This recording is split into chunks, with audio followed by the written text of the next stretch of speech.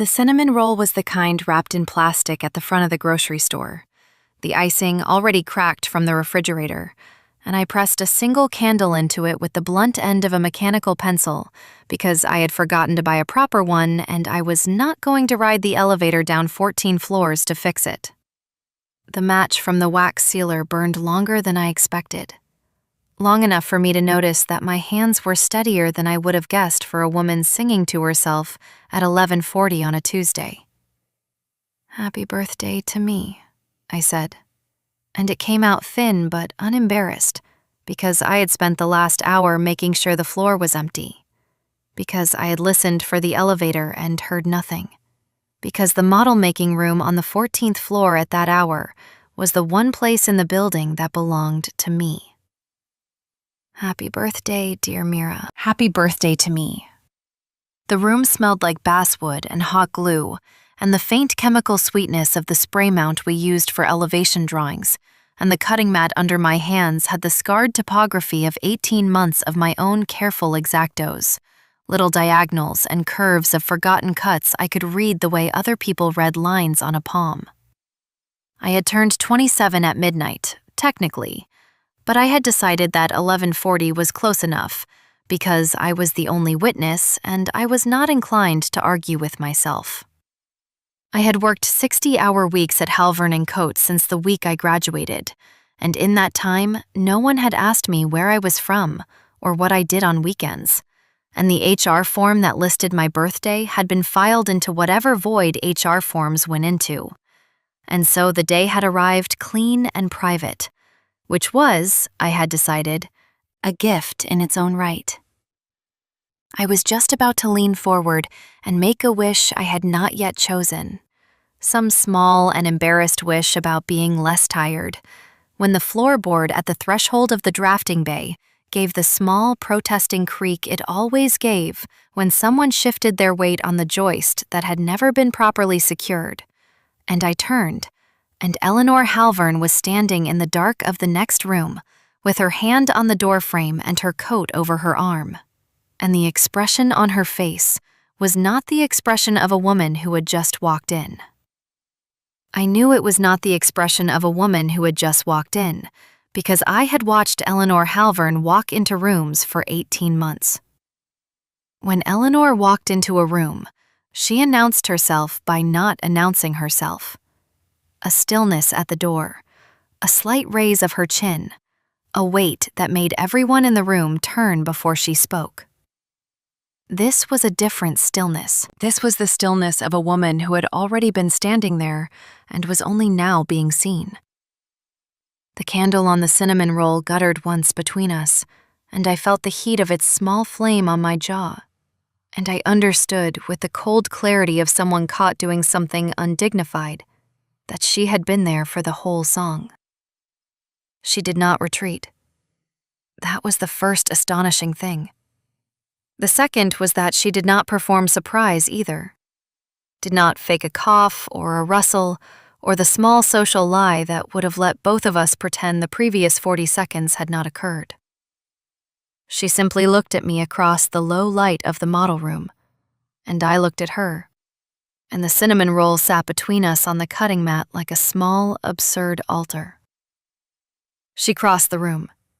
I say that plainly because that was how it happened. She crossed the room the way she crossed every room, with the architectural posture I had described, privately and uncharitably, as carved, and she did not stop until she was at the cutting mat, and she set her coat over the back of the tall stool by the bench, and she reached for the matchbox I had left open beside my keys. Her hand was long-fingered and precise, a little paler than the cuff of her charcoal blouse, and the cedar and iris of whatever perfume she wore had traveled with her across the room the way a sentence carries its meaning to the end of a page. She did not look at me while she took the matchbox. She looked at the cinnamon roll. Then she reached into the pocket of her coat and pulled out a candle. I want to be clear about this candle because I have thought about it more times than I will ever admit out loud. It was a household taper, the slender sort people use in brass holders at dinner parties. pale ivory, slightly crooked, as if it had been bent very gently in a pocket for several hours. There was wax along one side where it had been previously lit. It had not come from the building, and it had not come from a store bought for the occasion. It had come from wherever Eleanor Halvern had been before she had forgotten the folio she was apparently here to collect, and she had not thrown it out, and it had been riding with her in the inside pocket of her coat like a small private secret all evening, and now it was on my cutting mat. She lit a fresh match from my box. She touched the match to the wick of the taper. She pressed the taper into the soft middle of the cinnamon roll beside the candle I had already jammed in with a pencil, and she did it with the care of a woman setting a keystone. And the second flame rose beside the first, and the room, which had held only me a moment before, now held 2 warm points of light and 2 women, one of whom I had spent 18 months trying very hard not to disappoint. "It is bad luck," she said, in a voice quieter than I had ever heard her use, "to sing that song alone." I opened my mouth, and nothing came out of it. "And worse luck," she said, "to blow out a single candle." The flame nearest me wavered in a breath of air from the vent. I watched it, and not her. "Start again," she said. "From the top." I have replayed that moment enough times to be suspicious of my own memory. But one thing I remember with forensic certainty is that she did not wait for me to agree. She began. Her voice was low and slightly rough at the edges, the way a voice is when it has not been used for singing in a very long time. And it was off-key in the specific way that told me she knew she was off-key and had chosen not to be embarrassed about it. Which was, I understood slowly, a different kind of being seen than any I had ever experienced at Halvern and Cote. "Happy birthday to you," she sang, and I could not look at her. So I looked at the candles, and after a beat, my own voice found the melody and joined hers, and the 2 of us stood over a grocery store cinnamon roll at 11:41 at night and sang the ridiculous, ordinary song of childhood in a room that had, that afternoon, hosted a billing review. When we reached Dear Mira, she said my name like any other word in the line, without emphasis, without flourish. And it went through me anyway, because it was the first time she had ever said it when we were the only 2 people in a room. We finished. The candles leaned slightly toward each other. I closed my eyes, and I did not make the wish I had been planning, because the wish I had been planning was suddenly beside the point, and I made a different one that I will not say aloud, and I blew out both candles with one breath, the way she had instructed me to, because I was 27 years old, and I had just been told, kindly, by my firm's founding principal, that I was not allowed to be alone. The smoke rose in 2 thin gray coils and braided together before disappearing into the dim overhead air. Eleanor straightened.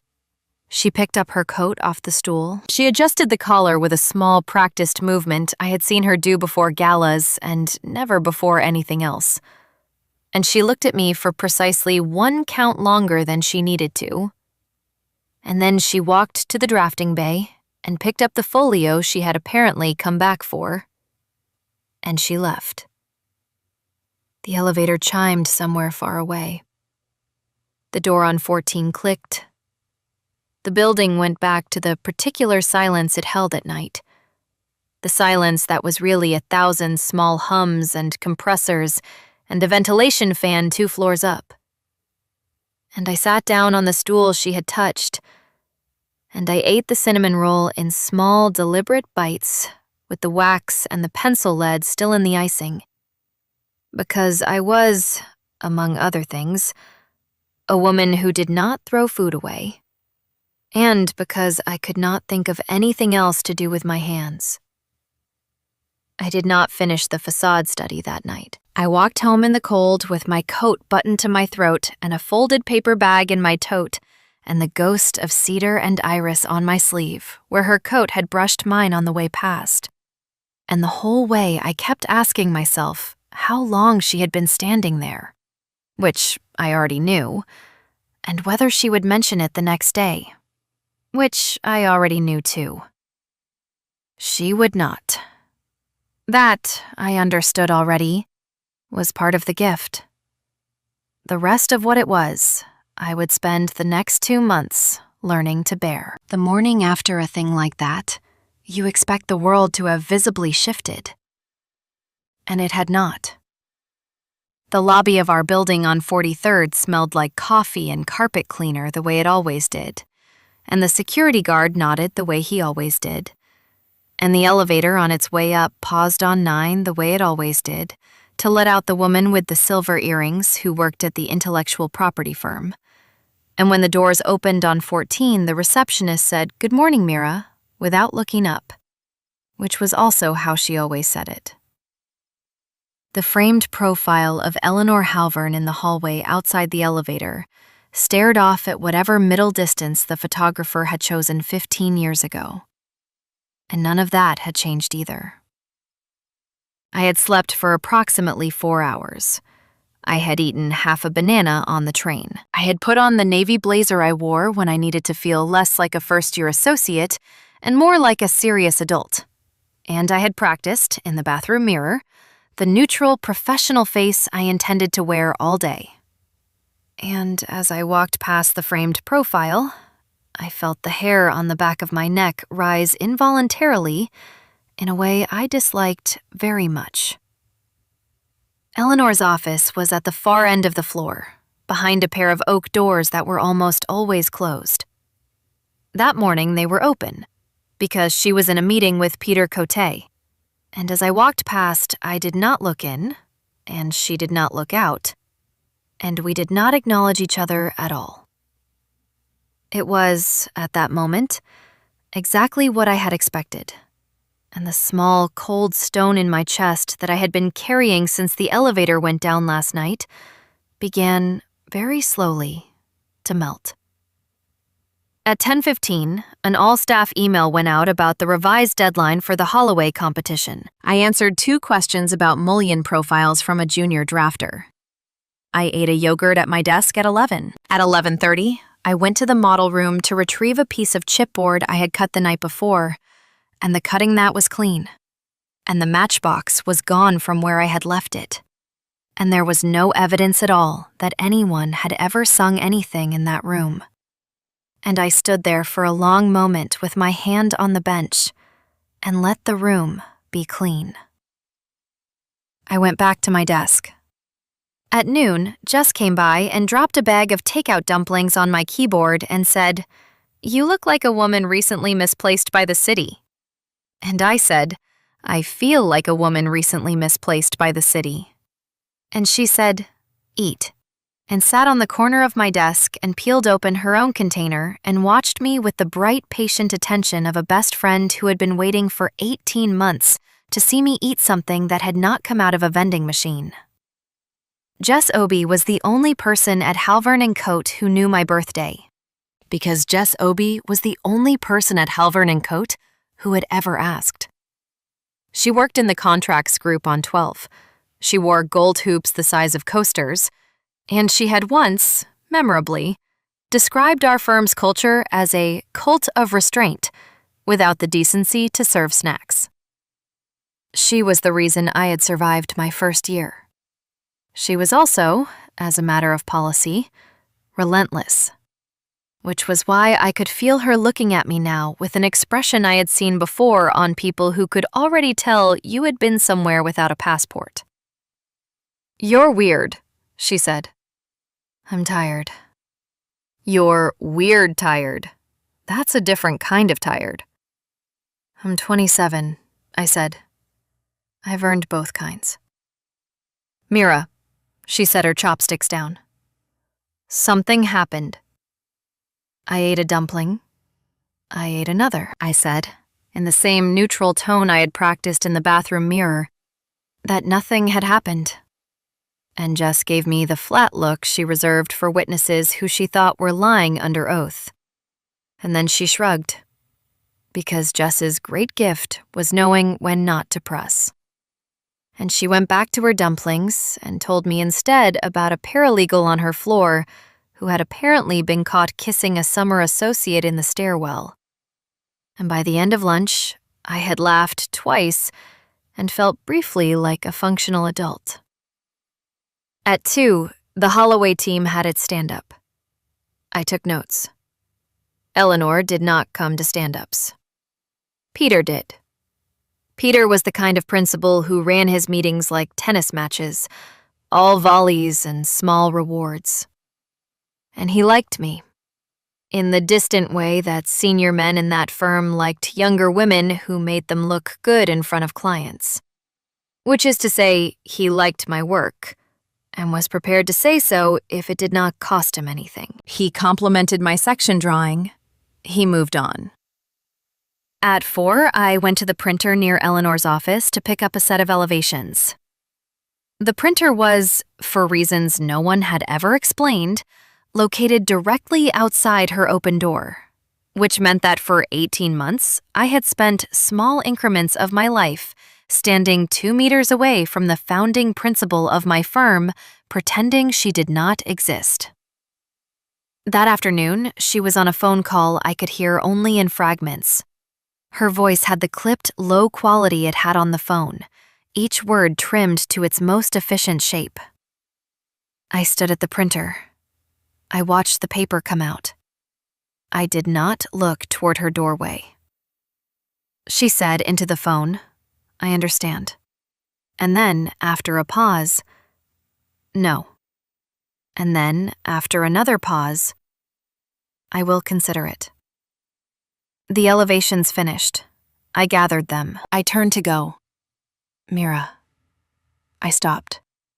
She had lowered the phone against her shoulder. She did not rise from her chair.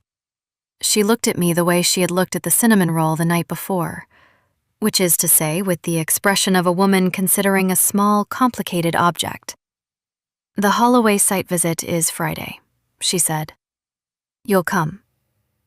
It was not a question. It was not, strictly speaking, unusual either.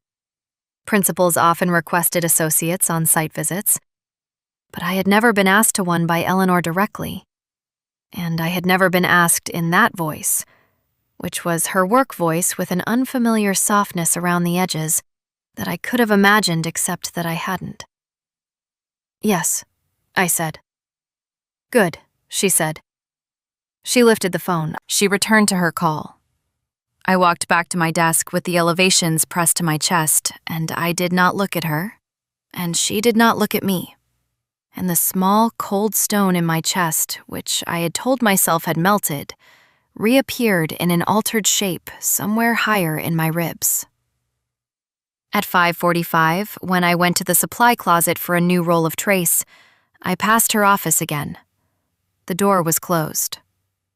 I thought, absurdly for a moment, of what she had looked like with a cheap candle glowing under her chin. On Friday, I wore the charcoal wool skirt and the boots that had cost me more than a week of groceries, and the scarf my mother had knitted me my last year of graduate school, which was the closest thing I owned to armor.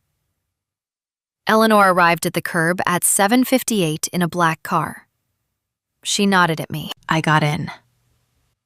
We did not speak during the drive to the Holloway site, except when she asked, in a tone that was not quite conversational, whether I had reviewed the revised setback diagram, and I said yes, and she said good, and we rode the rest of the way in a silence that was not unfriendly, but was, I understood, a kind of test. I passed it by not filling it. She noticed.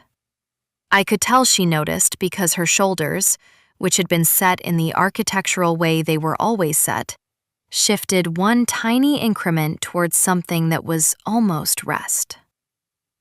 The site was on a stretch of riverfront that was being redeveloped by a client with more money than taste. And the building we were designing had required from Eleanor a level of diplomatic patience I could not imagine possessing. She walked the site with me for an hour. She pointed at things. She asked me what I thought about the setback. She asked me, twice, what I would do about the northern elevation. And both times she listened to my answer the way a person listens to music they are evaluating. Quiet, attentive, without interrupting. And both times she said, after I finished, that is a reasonable approach. Which was, in Eleanor Halvern's personal vocabulary, approximately equivalent to a bouquet of roses. It began to rain on the way back to the car. Not hard. The kind of rain that arrives as a rumor and then commits. Eleanor produced, from somewhere inside her coat, a folded black umbrella, and she opened it, and she held it over both of us without looking at me, and we walked the 100 meters back to the car beneath it, my shoulder not quite touching her shoulder, her hand steady on the handle, and I kept my face turned slightly away from her because I did not trust my face. In the car, she said, without preamble, "You're good." I waited. "You're good," she said again, "and you are going to be very good. And you should not let this firm convince you that being very good is the same as being seen." There was a long silence. "Thank you," I said finally, because nothing else was available to me. She looked at me then, for the first time all morning, and the look was brief and precise and not unlike the look she had given me over the candles. And she nodded once, and she turned back to the window, and we did not speak for the rest of the ride. I walked into the building that afternoon in a state I did not have a word for. I put the folder on my desk. I sat down. I put my hands flat on the cool surface of the wood to make sure they were not trembling. They were. The box on my desk that Friday was, of course, the first one. I did not see it arrive. I had been in a mid-morning meeting about ceiling heights, and when I came back to my desk at 11:15, there was a small, unwrapped box sitting squarely in the center of my keyboard. The way something was placed when the person placing it wanted the recipient to notice it immediately. It was a box of matches. Not the thin cardboard matches from the diner downstairs, and not the flimsy kind from the bodega on the corner. These were the proper kind. A narrow, dark box with gold lettering, the matches themselves long and pale, the kind my grandmother had kept on the mantel for lighting the candles at Sunday dinner.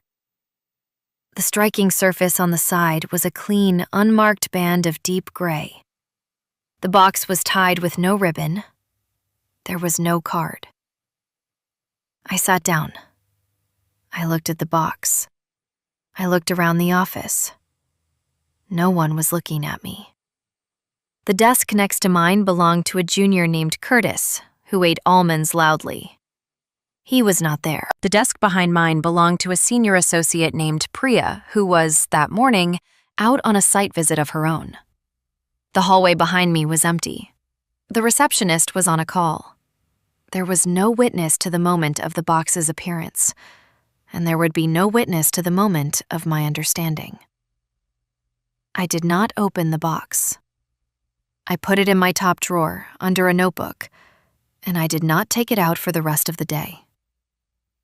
When I got home that night, I stood in the middle of my kitchen with the box on the counter in front of me, and I looked at it the way a person looks at a letter whose handwriting they have recognized on the envelope. I struck one of the matches. It lit cleanly, a long, slow flame with a pale blue heart, and it smelled faintly of cedar, and I watched it burn down almost to my fingers before I shook it out. And I stood there in the half-dark of my kitchen and let myself understand, for the first time, that I was in trouble. The following Friday, there was another box. Same kind, same size, same placement. Squarely in the center of my keyboard. No card, no ribbon, no note. I had spent the week preparing, in the way of a person preparing for a storm they have no evidence is actually coming, a small speech to the universe about how it had probably been a one-time courtesy from someone in the office and nothing more. And I had almost convinced myself. And then the second box appeared, and the speech fell apart. By the third Friday, I stopped pretending I did not know. I never caught her doing it. I tried the fourth week. I left my desk only briefly to go to the printer, positioned myself to watch the aisle through the reflection in the glass of a framed print, and saw nothing. When I returned, the box was there. The next week, I was in a meeting I could not leave, and when I came back, the box was there. The week after, I tried sitting at my desk all morning without getting up, and at 11:10 my phone rang from reception saying that a messenger was downstairs with a package for me that needed my signature and did not, as it turned out, exist. And when I came back upstairs 7 minutes later, the box was on my keyboard and Eleanor's office door was closed. Jess figured it out before I told her. She figured it out because she was a woman who noticed things, and because I was a woman who, under pressure, became transparent. She came up to 14 one Friday at 11:40 for the specific purpose, I suspect, of being present when the box appeared. And she stood at my desk eating a protein bar and watching my face, and when I came back from the bathroom and found the box on my keyboard, she said, without looking at me, "Mira?" "Don't," I said. "Mira?" "Please." "That," she said, "is a gift." "It is not a gift." "It is a gift. It is matches." "It is a weekly gift of matches from a woman who does not speak to you in hallways," Jess said, very slowly, as if she were explaining a legal definition to a jury. "And if you think that is not a gift, then you have lost your mind entirely. And I say this with love." I sat down. I put my head in my hands. Jess sat on the corner of my desk and ate her protein bar and did not say anything else for a long moment, which was her version of mercy. "I don't know what it means," I said into my hands.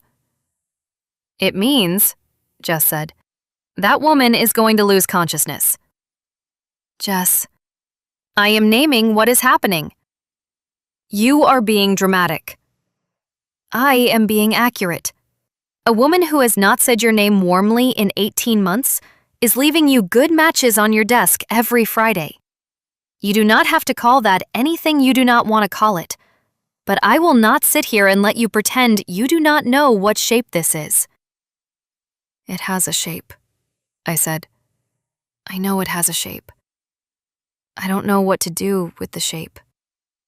"You don't do anything with the shape. The shape is not yours to do anything with yet.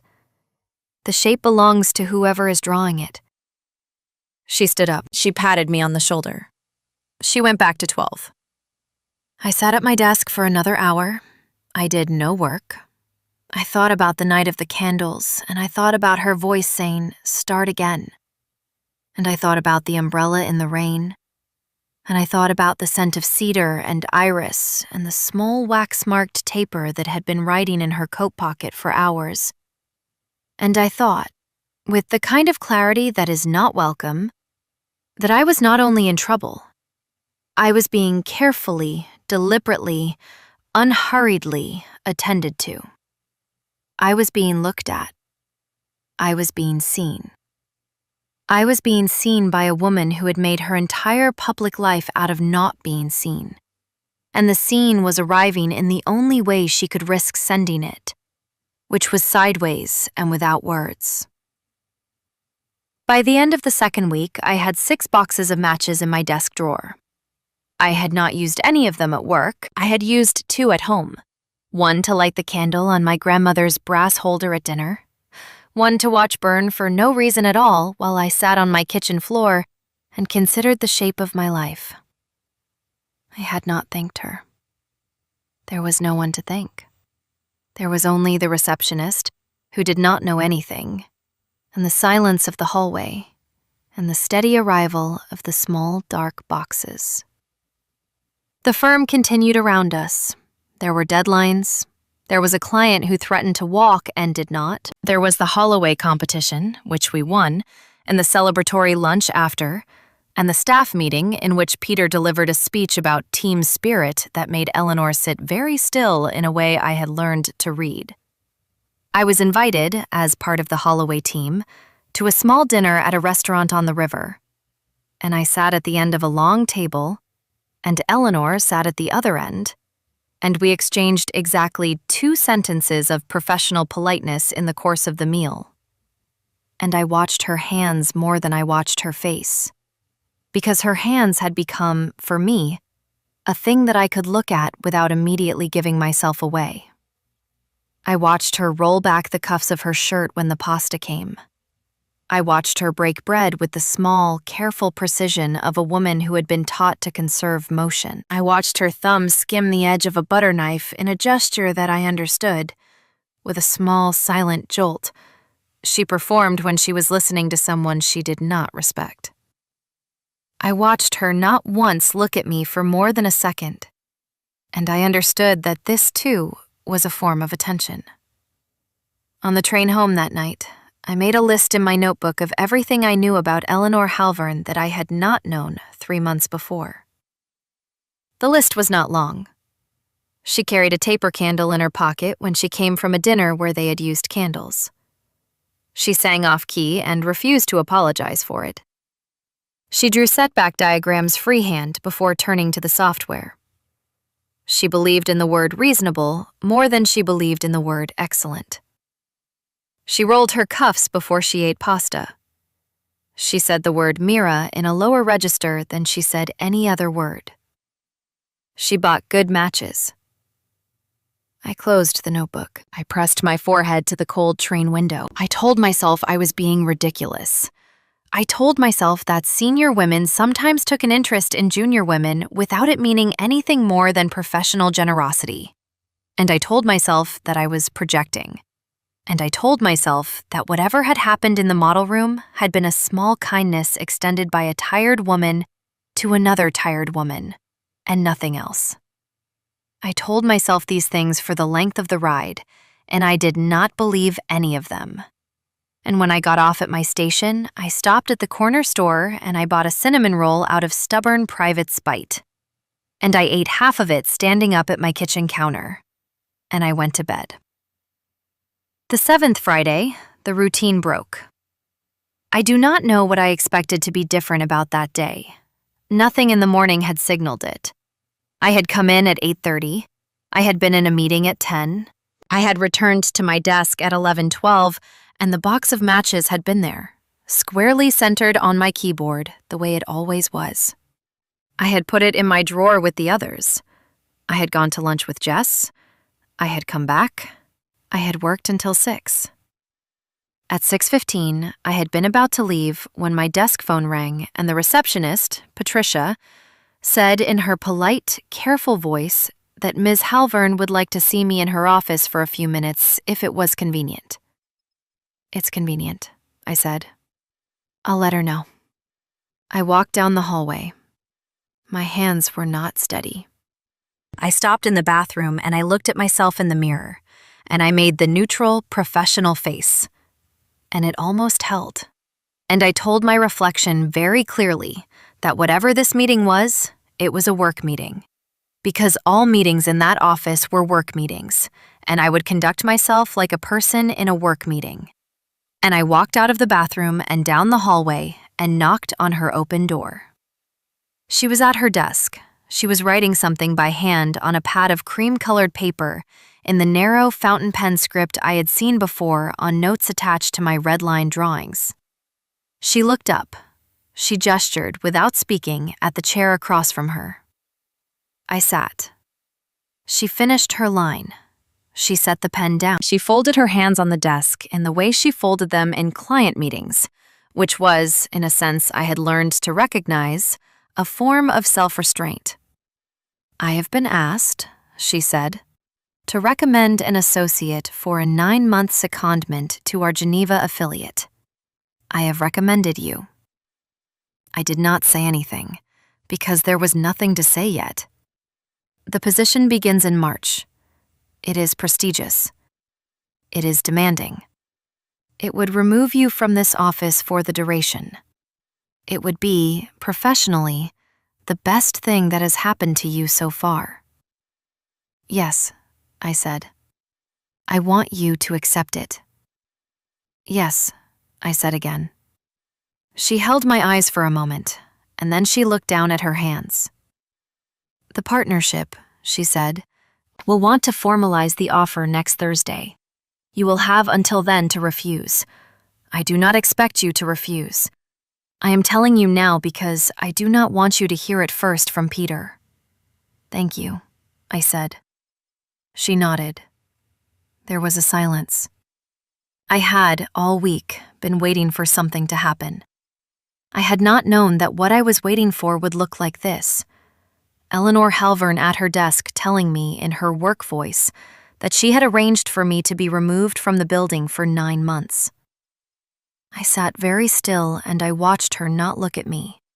And I understood, with a small, hollow feeling under my sternum, that the matches had been a countdown. That she had been giving herself a window. That the window was now closing.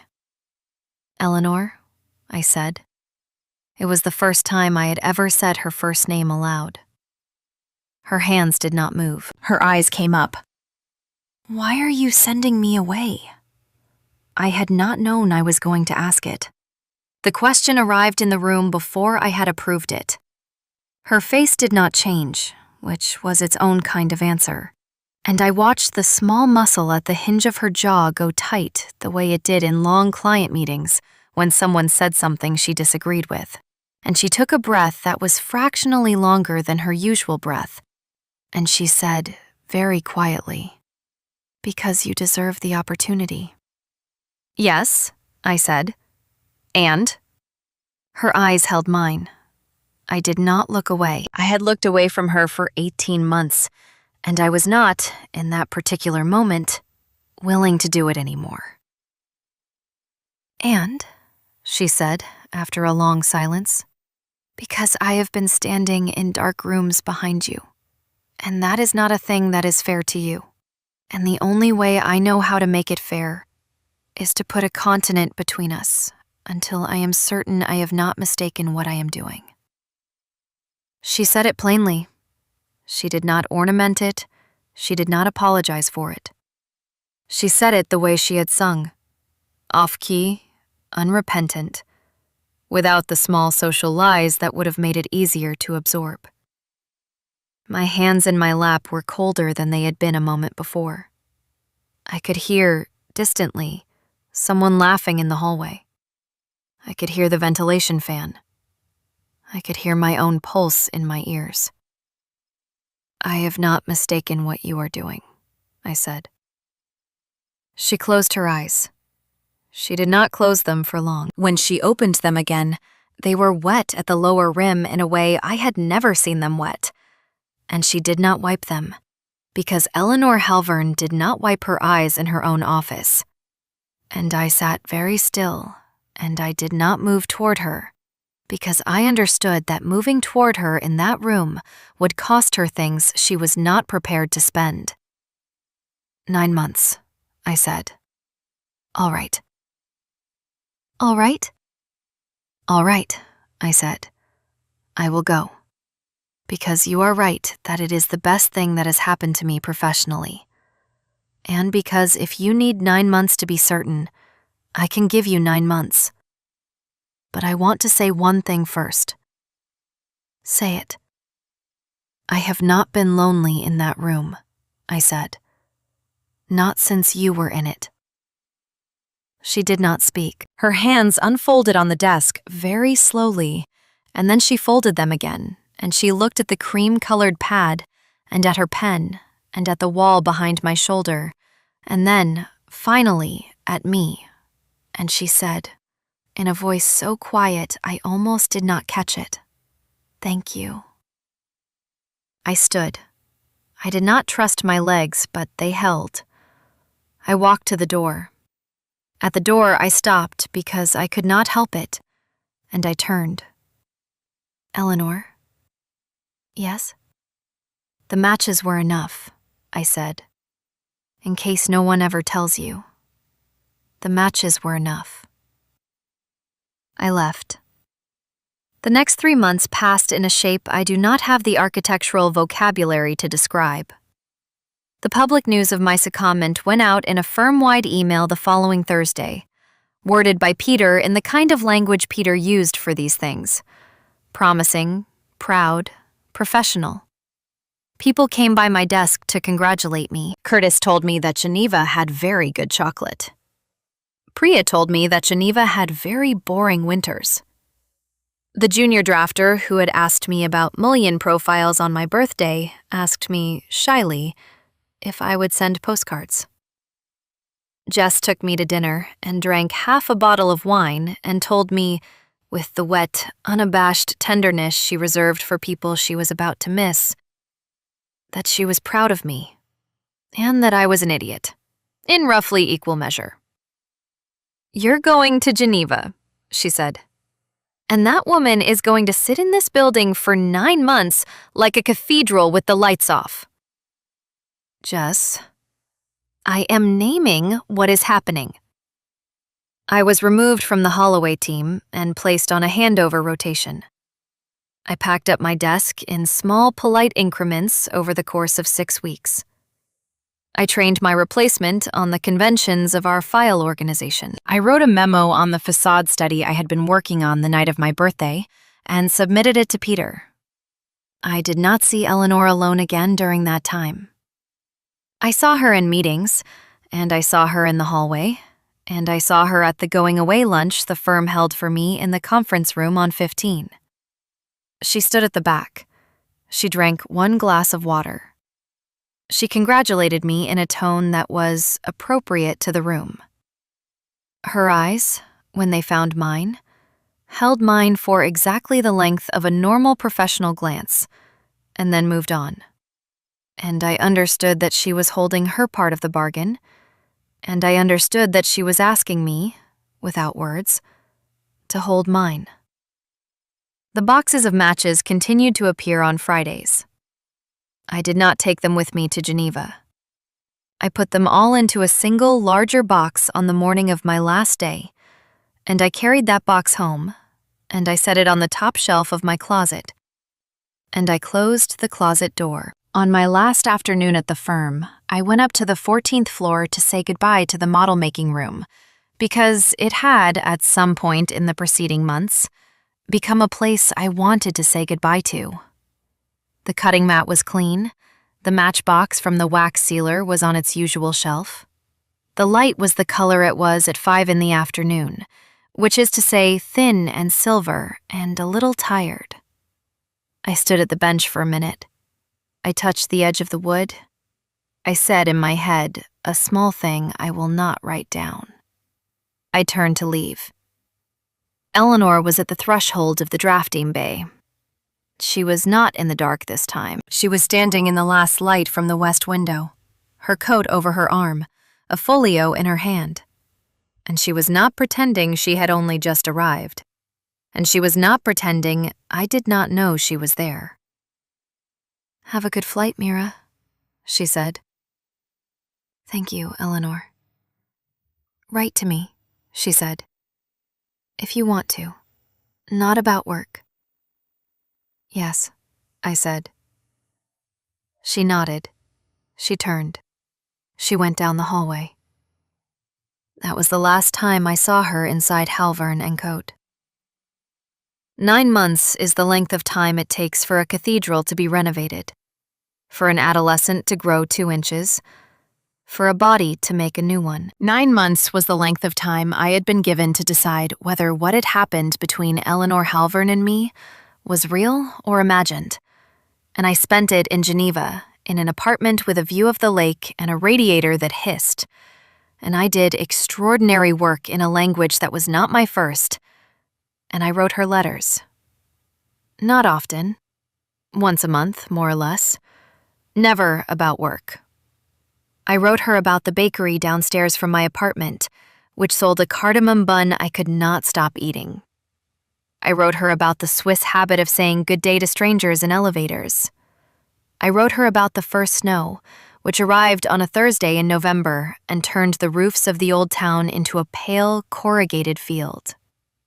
I wrote her about my mother, who had flown over for a week in December and had, in her warm, skeptical way, approved of Geneva in the aggregate and disapproved of its prices in the specific. I wrote her about a lecture I had attended on Corbusier that had been so bad I had wanted to leave but had, out of a lifelong inability to leave things, stayed to the end. She wrote back, short letters in the fountain pen script I had first seen on the margin of my drawings. She wrote me about a client she disliked. She wrote me about a restaurant she had discovered near the office. She wrote me about the weather in New York, which she personified shamelessly and with great specificity. She wrote me, once, that she had gone to a concert alone and had thought of me during the Adagio. She signed each letter the same way, with a single E, and the letters sat in a small pile on the desk beside my bed, tied with a piece of kitchen twine, and I read them more times than I would ever tell her. She did not send me matches in Geneva. She had, I understood, retired that gesture when I left the building, because it had been a gesture specific to that building and specific to that desk. In place of the matches she sent, once at Christmas, a small package containing a single beeswax taper and no card. I put it on the windowsill above my desk. I did not light it. I looked at it every morning. I came back to New York on a Wednesday in late June. I took a taxi from the airport to my apartment. I unpacked. I slept for 14 hours. On Friday morning, I put on a dress I had not worn in Geneva, because Geneva had not been a place where I had worn dresses, and I walked to Halvern & Cote at 10 in the morning to hand in the report I had written on the Swiss project, and I went up the elevator to 14, and I walked past the framed profile of Eleanor Halvern in the hallway, and I did not look at it. Her office door was open. She was at her desk. She looked up. She did not stand. Mira. Eleanor. Come in. I came in. I closed the door behind me, which was a thing I had never done in that office before, and she watched me close it and did not object. And I crossed the room and put the folder on the edge of her desk and sat down in the chair across from her. And we looked at each other for a long, unornamented moment. You're thinner, she said. You're tired. Yes. There was a silence. I have been, she said slowly, thinking about what I would say to you when you came back. So have I. Would you like to hear mine first? Yes. She put her hands flat on the desk, the way I had put mine on my desk the morning after my birthday. I have been in love with you, she said, since the night I stood in the dark of the drafting bay and listened to you sing that song to yourself. And I have been in love with you every day since, and I sent you to Geneva because I did not want to be a woman who used her office to make a younger woman feel she had no choice but to love her back.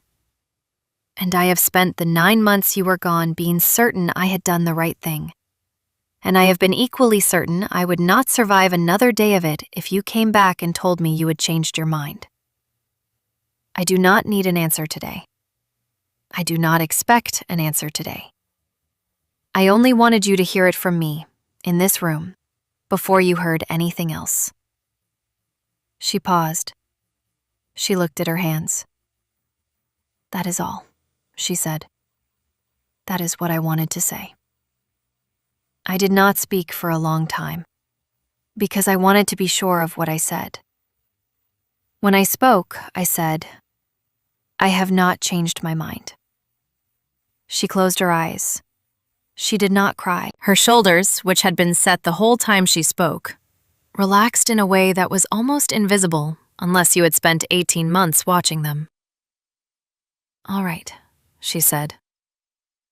"All right," I said. "What happens now?" she said. "Now," I said, "you take me to dinner. Somewhere that has candles on the table. Because I would like, for once, to see you light one without me having to be in the dark." She laughed. It was a small laugh, and it was off-key the way her singing had been off-key, unembarrassed and unapologetic, and it was the first time I had ever heard it. "All right," she said. "All right."